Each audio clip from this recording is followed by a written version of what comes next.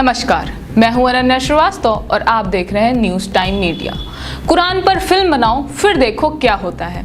Allahabad high court ने ये तीखी टिप्पणी करते हुए फिल्म आदिपुरुष के निर्माताओं को जमकर फटकार लगाई है। आपको बता दें कि फिल्म आदिपुरुष लगातार विवादों में बना हुआ है। फिल्म को लेकर बवाल थमने का नाम नहीं ले रहा।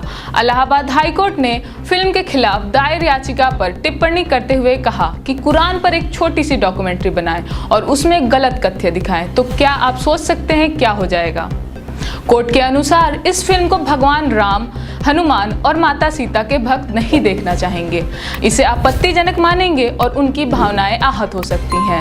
कोर्ट ने फिल्म निर्माताओं को धार्मिक ग्रंथों को अपमानित न करने की चेतावनी दी है। इससे पहले हाई कोर्ट ने यह भी कहा कि फिल्म निर्माता एक बड़ी भूल कर रहे हैं।